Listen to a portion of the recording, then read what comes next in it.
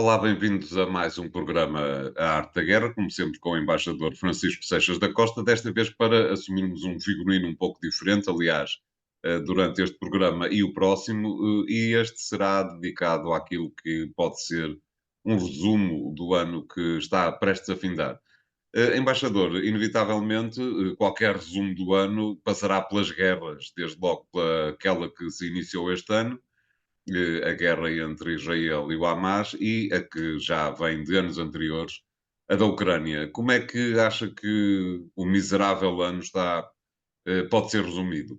Bom, nós temos sempre a tentação de dizer que os anos são sempre dramáticos, os anteriores não foram. É evidente que houve uns anos mais calmos do que outros, e em particular no caso por onde vamos começar, pela guerra na Palestina, é algo que é cíclico. É cíclico, há uns períodos de atenuação do conflito, há uns períodos de aceleração do conflito, mas temos ali uma espécie de uma bomba relógio que volta e meia volta a explodir. E, e vale a pena dizer, em função do que se tem vindo a passar, que nada indica que no passado não seja, no futuro não venham a ser exatamente a mesma coisa.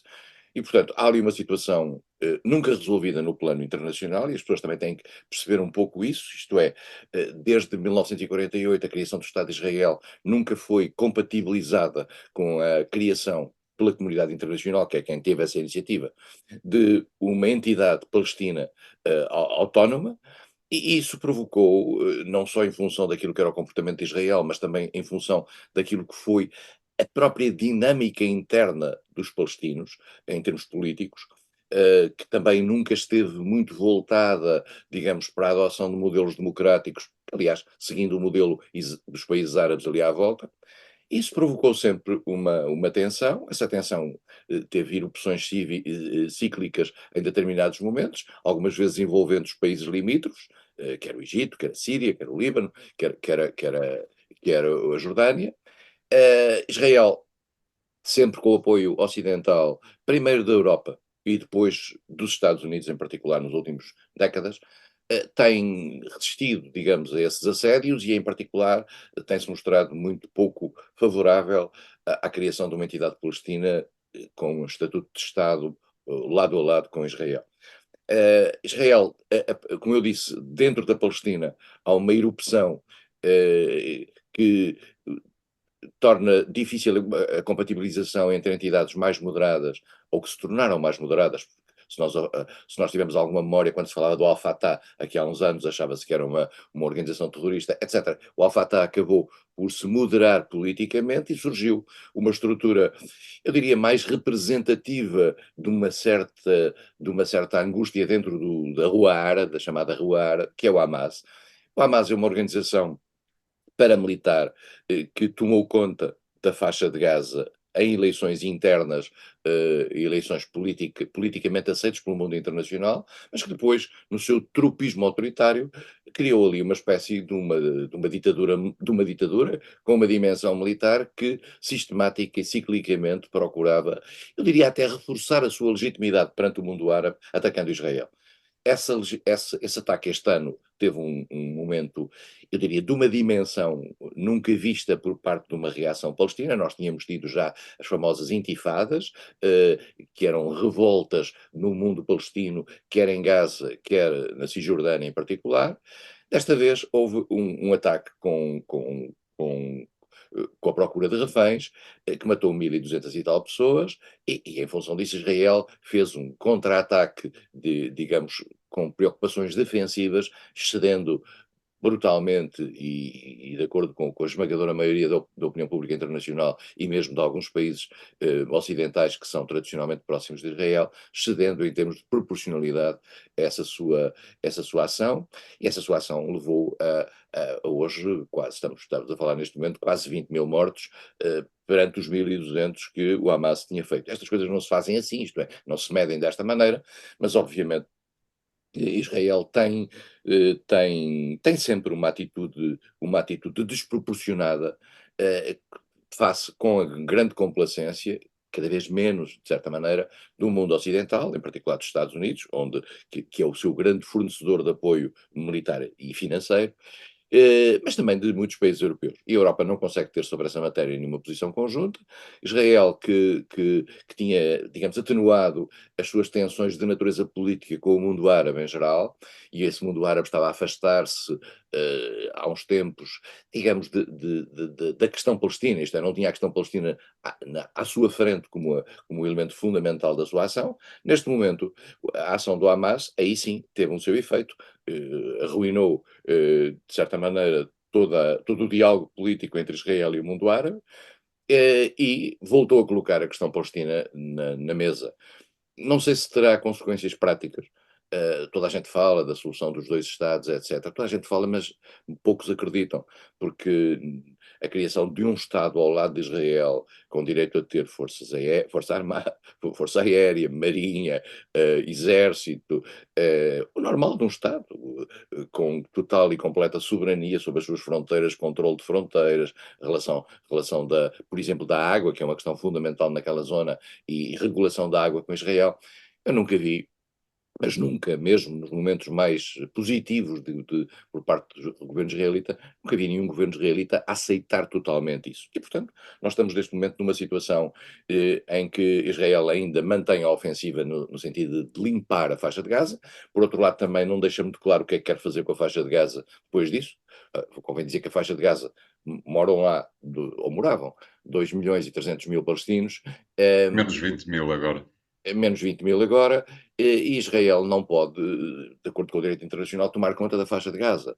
A faixa de Gaza, no fundo, está atribuída aos palestinos pelo direito internacional, mas o direito internacional também não é normalmente uma das maiores preocupações por parte de Israel. E, portanto, este é o estado da arte que neste ano, e em particular nos últimos meses deste ano, a partir de outubro, não é? Deste ano, acabou por marcar a sociedade internacional, e mais do que isso, acabou por marcar um certo isolamento dos Estados Unidos, que estão em ano eleitoral e que estão a caminhar para o ano eleitoral, terem as eleições para o ano no dia 5 de novembro de 2024, e Joe Biden sabe que não pode alienar, tendo em conta a importância que a questão israelita tem dentro dos Estados Unidos, alienar a opinião pública, quer democrática, quer republicana. E por isso mesmo, os Estados Unidos estão, de certa maneira, de mãos atadas, ou ataram-se a si próprios, as suas próprias mãos, nesta questão, e nós sabemos que os Estados Unidos são a chave do problema. Mesmo no passado, quando houve tentativas de paz, foram sempre os Estados Unidos que mobilizaram essas tentativas de paz em articulação com alguns países árabes. Não havendo essa vontade por parte dos Estados Unidos, Israel está a fazer, enfim, o trabalho de limpeza daquela zona, limpeza essa que também tem limpo a vida de milhares e milhares de civis, nomeadamente crianças, o que tem chocado muita comunidade internacional, mas não ao ponto, vale a pena dizê-lo, de isolar Israel no plano internacional. O choque é sempre medido. Israel consegue sempre sobreviver, porque, em particular, porque é uma democracia e as pessoas têm um respeito por uma democracia que ali existe, face a um mundo que não tem democracias, e por outro lado, porque a questão judaica tem muito a ver com a memória do Holocausto, tem muito a ver com os lobbies financeiros e outros que o mundo judaico tem pelo mundo, e isso permite-lhe sempre ter um grande apoio internacional e, em particular, nunca ter a União Europeia, para além de umas declarações piedosas, contra ela. Porque se a União Europeia quisesse, por exemplo, no plano comercial, isolar Israel, conseguiria fazê-lo. Mas não quer fazê-lo porque não há um ambiente na opinião pública europeia para fazer isso e, portanto, Israel vai abusando do seu direito de autodefesa perante um ataque terrorista, e vai consagrando uma situação internacional que é dramática neste momento. Embaixador, para uma resposta rápida e para acabarmos o capítulo das guerras em processo de execução, na Ucrânia, alguma coisa faz lembrar a Primeira Guerra Mundial, isto é, a guerra de trincheira, onde nada se passa e quem está no cenário de guerra vai morrendo aparentemente para coisa nenhuma. A Ucrânia, portanto, uma guerra começa em 2022, prolonga-se durante todo o ano de 2023. O mundo ocidental mobilizou-se, em particular, volto a dizer, em particular os Estados Unidos, que dão a esmagadora maioria daquilo que é o material e o financiamento a esta guerra. Vale a pena dizer que esse financiamento é para material militar e 90% volto a dizer, o número não é meu, é o Washington Post, 90% desse financiamento fica nos Estados Unidos porque é financiamento para material que os Estados Unidos fornecem, portanto, é ajuda à indústria americana. Dito isto, os Estados Unidos estão numa posição, digamos, moralmente confortável, isto é, estão a ajudar um país que foi agredido por outro país e que foi invadido por outro país e que tem uma condenação, e essa invasão teve uma condenação muito alargada da comunidade internacional. Depois já veremos a seguir como é que isso evoluiu. De todo modo, a Ucrânia conseguiu com esse material, de facto, alguns avanços, mas a Rússia, particularmente precisamente há um ano, isto é, no inverno do ano passado, conseguiu criar uma espécie de um tampão em 3 linhas defensivas naquilo que foram as zonas que invadiu, quer a zona do Donbass, quer a zona de Kherson e de Zaporizhia, e conseguiu evitar que uma, andamos aqui a falar há muito tempo, uma contraofensiva ucraniana já baseada no material militar novo que tinha tido, e teve tido material militar extraordinário, quer por parte dos Estados Unidos, quer do Reino Unido, quer da Alemanha, quer da França. Não obstante isso, a Rússia conseguiu segurar bastante a sua posição, e a Ucrânia não consegue avanços. Isso também levanta aqui um outro problema, é que há um cansaço internacional relativamente ao apoio à Ucrânia, muito embora nós tenhamos visto ao longo deste ano avanços relativamente à possibilidade da Ucrânia entrar para a NATO, da possibilidade da Ucrânia vir a ser membro um dia da União Europeia, há gestos de natureza política, de solidariedade político-militar com a Ucrânia, mas estamos num terreno, digamos, ainda de um caminho em que a Ucrânia não conseguiu romper e não conseguiu reverter, em particular, aquilo que era a ação ofensiva russa. E por isso mesmo, neste momento, toda a gente está à espera do que é que vai acontecer nas eleições americanas para o ano, porque nós sabemos que Donald Trump, se e quando ganhar as eleições, resta saber se o vai fazer, eh, estaria disponível para quebrar, digamos, o apoio à Ucrânia. Isso significaria o fim, digamos, do projeto ucraniano e a necessidade de haver um acordo, e de certa maneira era uma vitória para aquilo que os russos queriam. Não sabemos qual é o preço dessa vitória, isto é, se sobe este território, se a Rússia quereria mais território dentro da Ucrânia. E a Europa, que vai entrar em eleições e que tem ciclos diferentes e que está dividida internamente, também está num processo de cansaço nesta matéria. E o ano de 2024 vai ser decisivo para a Ucrânia e, em particular, aquilo que se for passar nos Estados Unidos vai ser a chave do problema. Muito bem, obrigado, embaixador. Vamos fazer aqui o primeiro intervalo do programa de hoje. Voltamos já de seguida para continuar o tema 2023. Até já.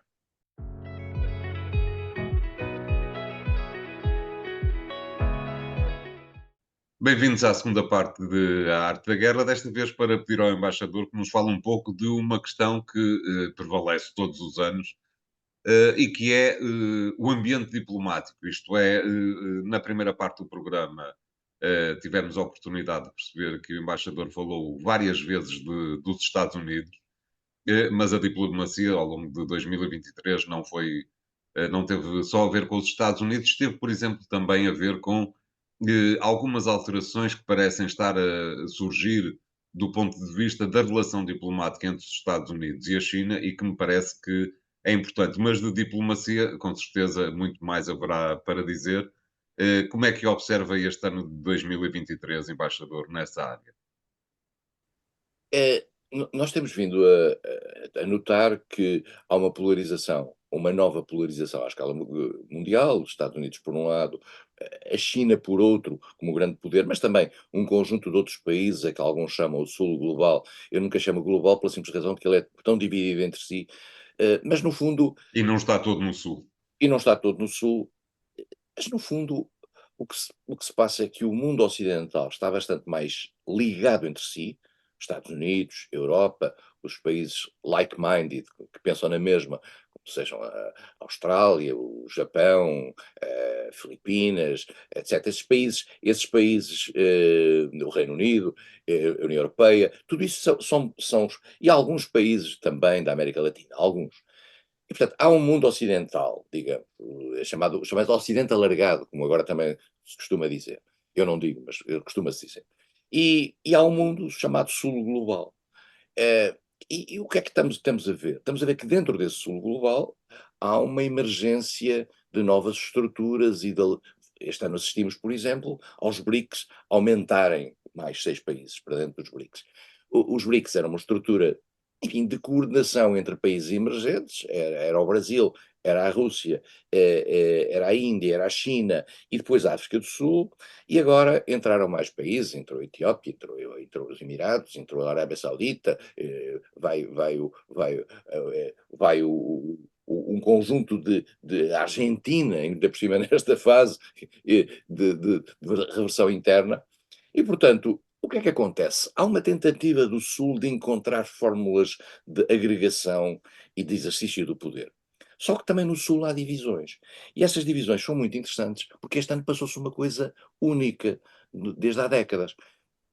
É que houve uma. A Rússia deixou de ser o polo, pela primeira vez, formalmente quase, o polo opositor aos Estados Unidos. E a Rússia, precisamente pela sua dependência, por virtude da guerra da Ucrânia, ficou neste momento, eu diria, no bolso da China. E neste momento a China meteu a Rússia ao bolso. E a sensação que se tem em função daquilo que é a dinâmica económica da Rússia, previsível, é que não há maneira da Rússia reverter isto. A China é o poder do futuro.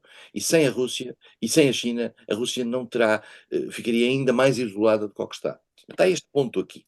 Mas depois também há um ponto dentro dos BRICS que também não nos deve fazer iludir muito relativamente à densidade dos BRICS. É que há uma conflitualidade entre a Índia e a China.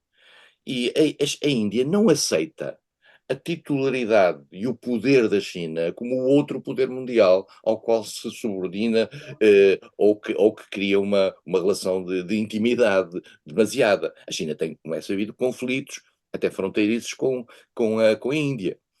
Mais do que isso, este ano é o ano em que pela primeira vez, pode não ter significado, mas a prazo tem, a Índia passa a ter mais população do que a China. E isto, de certa maneira, cria uma dinâmica. A Índia não tem uma ação externa como tem a China, tem uma ação muito mais contida, mas a China também está ela própria também a aprender a ação externa. E este também é o ano em que a China percebeu que, por exemplo, aquilo que era o seu avanço suave no plano internacional, através da nova Rota da Seda, está a começar a ter grandes dificuldades. Não só porque estão a aparecer projetos concorrenciais que os Estados Unidos estão a estimular, mas também porque muito daquilo que foram os empréstimos dados pela China para a construção das estruturas, e das infraestruturas à escala global, que permitiriam alavancar a sua economia e também a sua influência, estão a ter dificuldades de pagamento e a China está a pagar um preço relativamente àquilo que foi o dinheiro que avançou por aí. Portanto, há aqui uma mudança tectónica no mundo, e em que a posição chinesa é importante, é cada vez mais importante, mas tem dificuldades de exercício. Uma das dificuldades é o medo que se está a criar à volta da China, nos países limítrofes. A China nunca foi historicamente um país agressivo. Eu diria que tem duas guerras, uma no Vietnã, a outra precisamente com a Índia, nessa parte da Índia, mas é um país que é ameaçador. Porquê? Porque sendo uma autocracia, a Índia é uma autocracia, é um país, é uma ditadura. Às vezes custa dizer isto, as pessoas têm medo de dizer isto. Não, a China é uma ditadura, tem partido único, é uma ditadura. E ao ter uma ditadura não tem um debate interno e não tem uma opinião pública interna, digamos, que permita variadas expressões democráticas. Portanto, é aquilo que o Partido Comunista Chinês decide, é aquilo que se faz. E este ano é o ano em que Xi Jinping conseguiu o seu terceiro mandato, que é uma coisa inédita na China, e que aparentemente o prolongará no poder por muitos e bons anos. Isto está a criar alguma ansiedade em alguns países, em particular num Estado que não é reconhecido pelas Nações Unidas, que é Taiwan, que é protegido pelos Estados Unidos, e relativamente ao qual a China afirma desde sempre uma vontade de exercício de soberania, mais cedo ou mais tarde, por via pacífica ou por via eventualmente violenta. Isso está a criar uma tensão ali. Por outro lado, a China, precisamente porque tem uma leitura autocrática do mundo, e de certa maneira um pouco como Israel faz relativamente ao direito internacional, também atua naquela área, nomeadamente no Mar do Sul da China, à revelia daquilo que é o direito internacional, criando ilhas artificiais, considerando que determinadas zonas estão sob a sua soberania quando o direito internacional os não reconhece como tal, e portanto isto está a criar uma tensão grande, particularmente o Japão, que vive mas também na Austrália, que teve uma evolução anti-chinesa muito forte nos últimos 10, 15 anos. Mas também Filipinas. há ali uma sensação de que o poder chinês pode vir a afirmar-se de uma forma agressiva. E por isso mesmo, portanto, esta mudança tectónica no quadro internacional é talvez o grande sinal de 2023. E vamos ver em que medida é que a China consegue, no seu diálogo com os Estados Unidos, porque a China tem, já nos esquecemos, porque normalmente só lembramos as coisas no final do ano, mas lembramos que o ano começa quase com o famoso balão chinês, balão espião chinês que vai sobre os Estados Unidos, o, o cancelamento da visita do ministro dos Estrangeiros americano à China, Anthony Blinken, depois tensões entre a China e os Estados Unidos, que têm muito de natureza económica, vale a pena dizê-lo, de desafio pela economia chinesa à economia americana, e agora, no final do ano, há algum diálogo entre a China e os Estados Unidos, que é bom e que é promissor, porque trata-se de duas grandes potências e é sempre bom quando as duas grandes potências falam entre si. Vamos ver em que medida é que este diálogo se prolonga. Há um ponto interessante que se liga com a questão anterior, é que a China, eu diria que se afastou ligeiramente do problema ucraniano. Se repararmos bem, num certo momento a China parecia, digamos, bastante próxima da questão ucraniana, afastou-se, deixou de. Ninguém já acusa a China de dar apoio militar à Rússia, na questão da ucraniana, e por outro lado, nós temos a China praticamente desaparecida em inação na questão do Médio Oriente. A China desapareceu de dois cenários, ou pelo menos apagou-se ligeiramente de dois cenários mais conflituais à escala internacional, onde os Estados Unidos estão profundamente envolvidos. Em que medida é que, para o futuro, a conflitualidade entre os Estados Unidos e a China pode reemergir? É um ponto que logo veremos. Uhum. Diria, embaixador, que a ocidentalização, que digamos que foi uma promessa, eh, que eu diria não cumprida, da queda do muro de Berlim, foi falhada, uma vez que, apesar das tensões internas dos BRICS estão aí, a China está aí, a Rússia está aí, a Índia está muito reticente em abraçar esta ocidentalização, que eu diria que tem um caráter bastante eh, colonialista, neocolonialista, mesmo que de alguma maneira pós-moderno, se é que se pode dizer assim. A ocidentalização falhou, está a falhar na sua ótica, embaixador. Eu acho que falhou foi a expansão da democracia. A ideia de que o modelo democrático liberal lembra Tremendamente ocidental, com tremendamente certeza. ocidental. Mas apesar de tudo, António, é aquela sociedade em que nós vivemos em que podemos dizer o que estamos aqui a dizer, Mas coisa que, claro, que noutras não podem. E portanto, exato, eu devo confessar que, que, que apesar de todas as desvantagens, e citando Churchill, este é o sistema em que vivemos mais à vontade, com mas todos os claro, defeitos, com todas as desigualdades, com tudo isso, mas apesar de tudo é um sistema que nos permite expressarmos e dizermos o que queremos, coisa que nas autocracias não é possível. Esse é um ponto para mim liminar e que aprendi com os anos. E dito isto, é evidente que há uma tentativa de colonização, você tem a razão da palavra, de colonização do modelo democrático liberal em relação às outras sociedades e, em particular, e esse talvez seja a razão do fracasso, nunca foi, digamos, tida em conta que essas sociedades têm elas próprias uma história, uma dinâmica interna, uma cultura civilizacional que se calhar não se adapta a um template que vem trazido do mundo ocidental. Portanto, nunca foi feito um diálogo nesse sentido. E isso tem dificultado, de facto, a progressão da democracia e tem limitado, digamos, a influência do mundo ocidental e, em particular, tem limitado a influência dos Estados Unidos.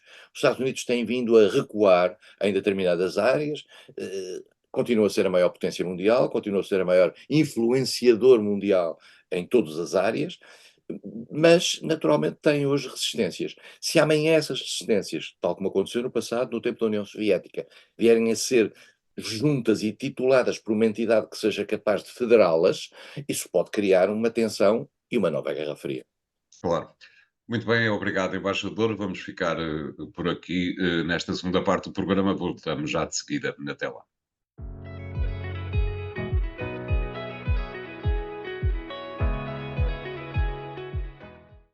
Bem-vindos à terceira parte de A Arte da Guerra, desta vez para pedirmos ao embaixador que nos fale um pouco daquilo que lhe parece que foi o ano 2023 na Europa. Foi um ano marcado pela inflação e pela subida das taxas de juro e foi também marcado por algumas tensões, nomeadamente económicas, em lugares que não eram talvez muito prováveis, nomeadamente na Alemanha, mas também no Reino Unido e em França, as questões políticas têm estado em cima da mesa, com estes três países, três importantes países europeus, dois deles importantes países da União Europeia, a demonstrarem algumas tensões que eventualmente não seriam, não foram antecipadas. Como é que vê o estado da arte da Europa em 2023, embaixador? A Europa, a União Europeia em geral, que foi titulada, que tem vindo a ser titulada desde há uns anos pela Presidente da Comissão Europeia, Ursula von der Leyen, subvertendo, como já aqui falamos várias vezes, até um pouco o espírito dos tratados. Não é suposto a Comissão Europeia ser a direção da Europa, contrariamente ao que as pessoas possam pensar, não é isso que dizem os tratados. A direção da Europa é feita pelos países, a Comissão Europeia é um executor e promotor de ações, mas não, digamos, não deve estar na primeira linha do palco. A senhora Ursula von der Leyen fê-lo, e fê-lo porque é alemã, vale a pena dizê-lo. O outro presidente da Comissão Europeia anterior que o fez, fê-lo porque era francês, que era Jacques Delors. Não é por acaso que a União Europeia depois teve a seguir uma sucessão de presidentes da Comissão Europeia que não deixaram, digamos, uma grande marca na história. Ser francês ou ser alemão é fundamental para deixar essa marca. A senhora Ursula von der Leyen tinha tido um papel muito importante durante a Covid, quer em relação à questão das vacinas, quer em relação à questão da mobilização financeira e do empréstimo comum da União Europeia que ela própria dirigiu. Quando surgiu a questão da guerra da Ucrânia, assumiu a liderança perante alguma hesitação dos dois principais membros da União Europeia, eh, digamos, os principais países dentro da União Europeia, a França e a Alemanha, com discursos um pouco diferentes e, mais do que isso, com discursos progressivamente divergentes. O António tem razão na questão económica, isto é, as sanções, a quebra do gás russo, um conjunto de outras dinâmicas internas provocaram uma crise na Alemanha, com recessão na Alemanha, apesar de tudo, sem um efeito muito grande no comércio externo da Alemanha, o que teve vantagens para nós, porque somos muito dependentes da nossa própria relação com a Alemanha, mas a Europa entrou num tempo complicado no plano económico, as sanções justificavam isso, mas entrou num tempo, eu diria, de alguma unidade no plano político por virtude do susto que a guerra da Ucrânia lhe provocou. Nós falamos muito às vezes, da influência dos Estados Unidos na Europa. Os Estados Unidos são capazes de unir a Europa quando querem, como agora fizeram, acabaram por ser um grande fator, como são capazes de o dividir quando querem, como fizeram em 2003 com a guerra do Iraque, quando partiram a Europa a meio. Os Estados Unidos são um poder europeu, que é uma coisa que as pessoas esquecem, às vezes alguns não gostam de ouvir isto, são um poder europeu, são um poder que se exerce na Europa quando quer. E, e porque não há um poder europeu alternativo, em particular, um poder unificado europeu. E, portanto, os grandes países europeus, depois do Brexit, que aliás teve menos efeitos do que aquilo que nós pensávamos, quer em relação à fragmentação dentro da União Europeia ou à fragilização dentro da União Europeia, mas os dois grandes países europeus tiveram problemas sérios. A Alemanha no plano económico, tem uma coligação tripartida que tem as suas dificuldades. A França no plano social tem uma situação muito grave no plano social. Há um avanço das forças de extrema-direita em França, há uma dinâmica ao nível das classes médias em França que está a provocar agitação social cíclica, quer em relação às reformas. Nós já nos esquecemos, vimos a França paralisada pelas reformas, depois vimos a França com uma onda de violência extremamente grande por causa da morte de um adolescente e por questões de natureza de integração.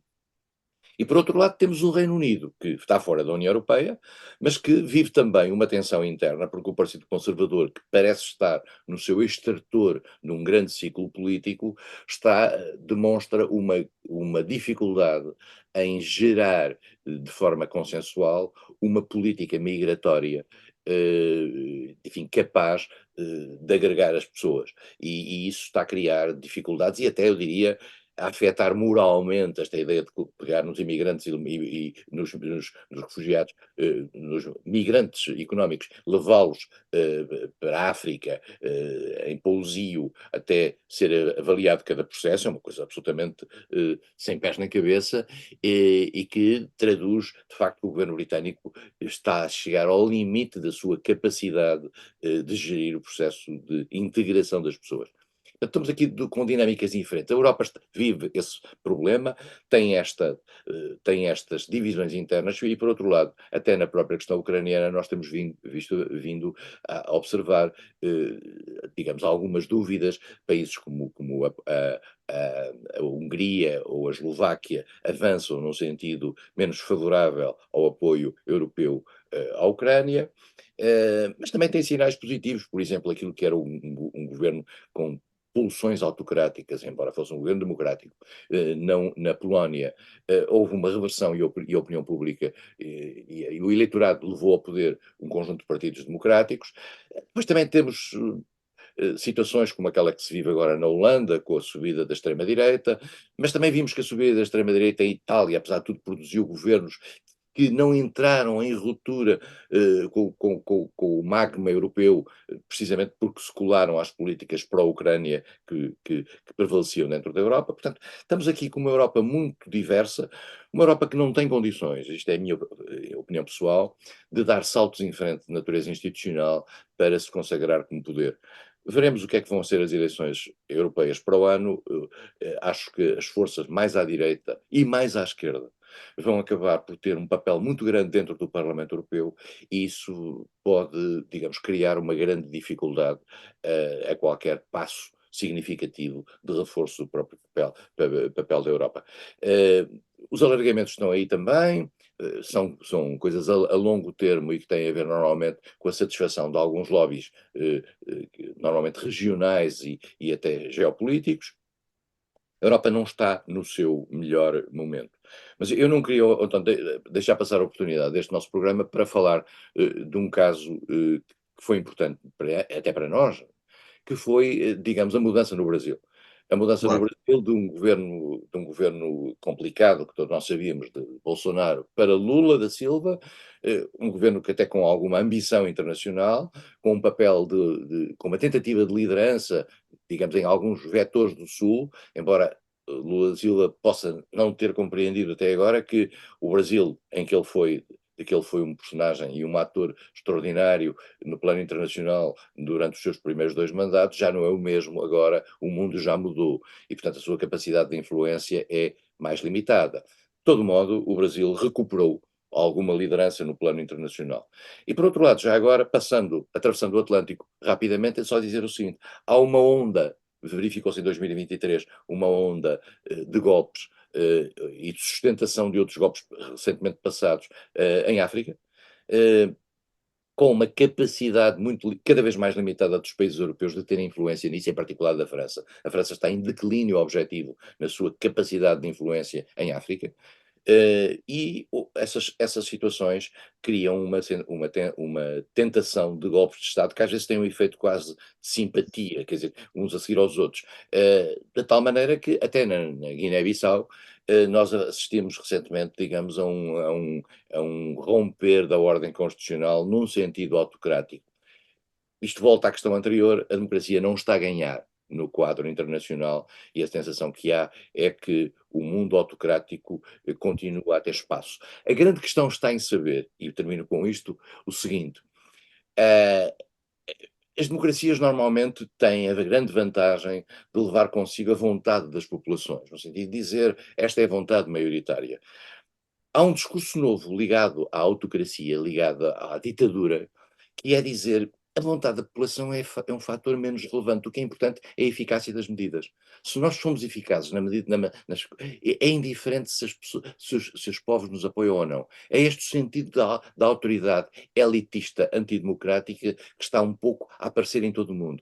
Se esta dinâmica ganha, isto é, se cria uma espécie de uma doutrina alternativa, no sentido de que a eficácia das medidas é mais importante do que a sua legitimidade em termos de voto, aí temos um grande desafio à ordem democrática internacional.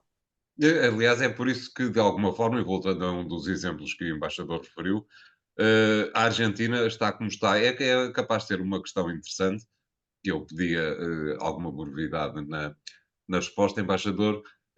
Há sempre um sinal contrário, tem havido um sinal contrário entre o Brasil e a Argentina, sendo que os dois são países absolutamente fundamentais na América do Sul. O Brasil livrou-se de Bolsonaro numa altura em que a Argentina tinha um governo mais ou menos democrático. É verdade que a família Kirchner não pode ser acusada de serem profundamente democráticos, mas numa altura em que o Brasil se livra, e insisto no termo, se livra de Bolsonaro e consegue recuperar Lula da Silva, na Argentina acontece exatamente o contrário. O kirchnerismo, que não é já bem a mesma coisa que foi durante uma série de anos anteriormente, foi substituído por um presidente que tem uma relação um pouco estranha com a realidade.